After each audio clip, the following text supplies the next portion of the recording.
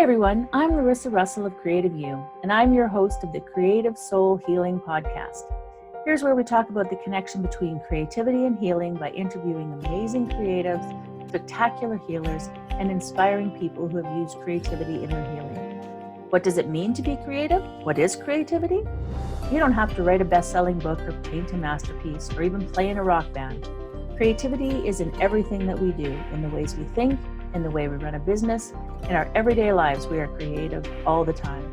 Let's talk about how we are creative and how creativity helps us heal mentally, physically, and emotionally, right now on the Creative Soul Healing Podcast. Hi, everyone. I'm Larissa Russell of Creative You, and welcome to the Creative Soul Healing Podcast. Today, I have with me Maha Atef. Maha was one of our presenters for the Loving, Healing, Creating Summit that we ran in February, and we absolutely loved having her. You can still get access to that summit at www.creativeyou.ca. So Maha is the co-founder of Selsal online gift store and art school. She is a self-taught artist with a pharmacy degree. She's been designing and making gifts and jewelry with polymer clay for as long as she can remember. She's also had a great passion for art and drawing. While still in high school, Maha and her sister Menna created Selsal in 2013. For a year, she was working in a pharmaceutical company while simultaneously growing her business. Menna and Maha were in a position to create a variety of designs for jewelry and keychains. It wasn't until they realized how much people liked their products that they decided to leave their pharmaceutical career behind and own their own business. So Maha loves to share her knowledge with people. 2 years ago, she started Selsal School to do so through a number of online courses in drawing and polymer clay. Through Selsal School online courses, she can share her experience and all that she's learned with students from all over the world. Maha is so excited about what she does, and this also makes her curious to learn more so she can teach more. So welcome, Maha.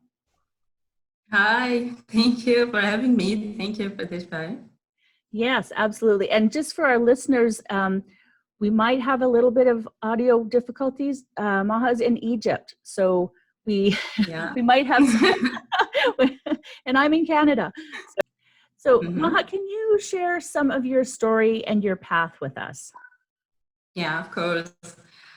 Well, as you just said, I'm a self-taught artist. Actually, I had a relatively long path in figuring out what I love and what should I do in time. And, I get bored easily. That was a challenge for me because I needed to know what that thing that I can do and I can stick to it. And I wouldn't lose interest in it so fast. Since my graduation from the School of Pharmacy, I've gone through different jobs in the pharmaceutical field, and I've also participated in various activities and workshops away from pharmacy, just to try to figure out what would work for me. And this continuous search for meaning and for a fulfilling life ended up with me as an artist and online art teacher. Actually, I loved my study for pharmacy and I was excited about it. But when it came to jobs, I realized that I'm not a 9 to 5 kind of person. Instead, I seek to have a new experience almost every day, to learn something new and to feel excited about what I'm doing. And this is something that I couldn't find in a job. But actually I found it in art and business. So I worked in the pharmaceutical field for 7 years, and until my continuous search led me to know about polymer clay. For anyone who doesn't know, polymer clay is a certain type of clay that you can shape by hand, and it hardens by baking in oven. So I was fascinated by the variety of things that I can make with this material, from jewelry, charms, miniatures, and many other things. So I gave it a try. Then I started to share my work with friends and family. They love it and they were willing to pay for it. They have also encouraged me to start selling and to start my own business. A year after starting my business, I quit my day job and in order to own my own business. And I have to say that things weren't so easy in the beginning, especially regarding marketing. But thank God I've survived and I've been in business for 6 years now. Oh, that's great. And what does healing with creativity mean to you? Well, for me, the process of creating something out of nothing is a way of healing. I mean, when I turn a raw material like a polymer clay into a piece of jewelry or a gift for someone, or when I make a drawing out of some simple lines, this fills my body and my soul with energy. I feel a great sense of achievement after doing that. So I consider making art with any sort of material is a way of meditation. I find it difficult to meditate the typical way. My mind rarely calms down, but while being engaged in making art, I find focus and serenity. And really, this reminds me of the first time I knew about polymer clay. I was at my lowest point in my life. I didn't have a job at those days, and I couldn't figure out what can work for me. You know, feeling anxious about my future and in a total upset. I felt like I want to play like a small kid and to be engaged in playing for a while, to stop thinking and worrying for at least a few minutes. Mind is play as I used to do as a child. So I bought some and to find focus on what I'm doing with my hands. So that worked for me. And what happened next is that I wanted to preserve these shapes. So, you know, kids modeling clay do not harden and it can be reshaped. So I was wondering if there would be a way for hardening my pieces. I surfed the internet for a way to harden the clay. And to my surprise, I came across polymer clay. So this is how I knew about it. This is how playing with clay was a key for healing and for creativity and for a business. Yes, that's amazing. And do you think there's a driving force that inspires you? Yeah, of course. It's my passion for making art. You know, when you do something that you are passionate about, you wake up almost every day excited to go on doing it. That's what happens to me. And what also drives me is my curiosity for learning, whether I learn a new technique in polymer clay or I drawing. As I just mentioned, how I knew about polymer clay, it came out of mere curiosity. Just when I wanted to know if there's anything I can do to harden the clay. So I consider myself a lifelong learner, and I always love to be a student, really. You know, I feel a great enthusiasm whenever I join a program or a workshop to learn something new. And would you say there's a past pain that's informed your life purpose? Yeah. After my graduation and during my career, whether in pharmacy and art, I used to have times of uncertainty and doubts about my path and my purpose in life. That was somehow new to me because life before graduation was much easier. For me, life was just studying lessons and getting high scores. It was that simple. But actually, after graduation, things didn't seem so easy for me. I couldn't feel fulfilled in various pharmacy jobs I worked at. And even when I decided to quit my day job and work full time in my business, you know, things didn't come easy in the beginning. And I had hard time when I felt like lost and lonely. I even regretted quitting my job and choosing this art path. And as I remember, what worked for me is unique. So everyone, including purpose in life. And all what I have to do is to keep working that I figure it out, giving me the power to continue on my path despite all the disappointment that I went through. You know, that makes me feel like I want to encourage everyone to pursue their dreams and to fight mediocrity. And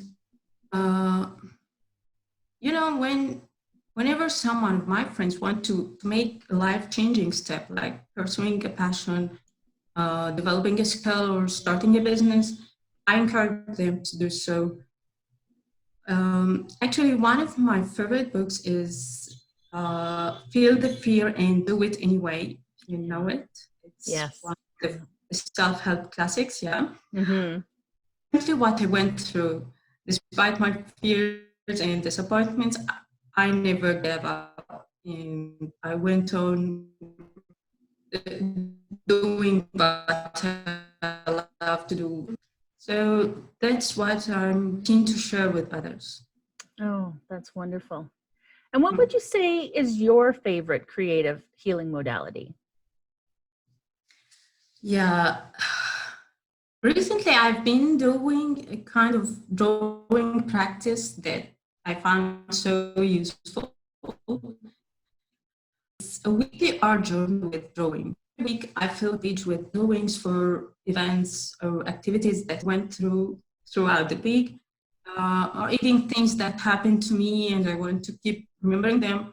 On this weekly page, I draw at least one drawing that represents a significant event for each day, whether it's an outing with friends, a work that I've done, or maybe a movie that I enjoy watching, anything. So I draw it on that 1 week page. Actually, I found this is a good practice for making a drawing habit for me. And at the same time, I found it very useful in keeping track of how I spend my time. I found it a great way to sum up my week for reflection. It also makes me feel grateful about the small things that happen every day. So, as my recent favorite creative healing modality. Mm-hmm. No, I love that. I love that. And what would you say is your greatest accomplishment to date? uh, hmm.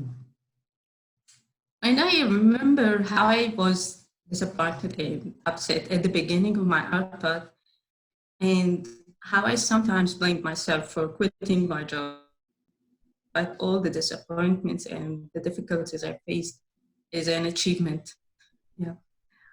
At certain times, I was thinking that I have to leave art and to start over searching for a job. Now I'm happy that I didn't do that and survive the hard times. Uh, So second, maybe I also consider publishing online courses is as one of my accomplishments.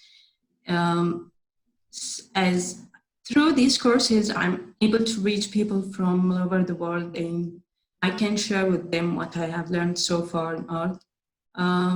You know, that fills me with happiness and satisfaction, and it also adds value to my work. Yeah, yeah, absolutely. And if you could change one aspect of our society through your work, what would it be? It's sort of difficult question, but I believe that making art is to spread beauty and inspiration in a tough world. So I believe that this is my role as an artist. You know, I also consider that my purpose is to create for myself a fulfilling life that includes all aspects of life, not just business. Um, and by doing so, I affect the life of others around me. So, because I see that making my own life better without harming anyone is a great contribution. Mm-hmm. Um, and if everyone thought the same way, then the world would be a better place for us. So, Yes. I wish everyone would figure out what they are created for, and you know how they would be able to know how to create a fulfilling life for themselves. no matter what the circumstances. Yeah. Oh, wouldn't that be wonderful? Mm-hmm. So true. So what inspirational advice would you give someone who is struggling? Yeah, I think I have struggled a lot. Well, I believe that patience and persistence is the key to success. And really, I don't know any solution for struggling other than keeping trying and never giving up. And to know that struggling helps you building inner strength. So for anyone who's struggling, look at the positive side of being in a hard time and be sure that it never lasts. Yeah. Yeah. And what inspirational quote sums up your life journey? Yeah, I love quotes. Yeah. I have lots of them sticking on the wall of my studio. But I always remind myself with a saying by Prophet Muhammad, peace be upon him. It states, work for everyone is facilitated for what he was created. This saying gives me a great sense of relief, and it fills me with confidence that what I'm created for will unfold it for me. And what I have to do is just to keep working without worrying too much about gaining quick successes or prompt results. I just keep going on and I trust my timing. I trust that everything happens at its right time.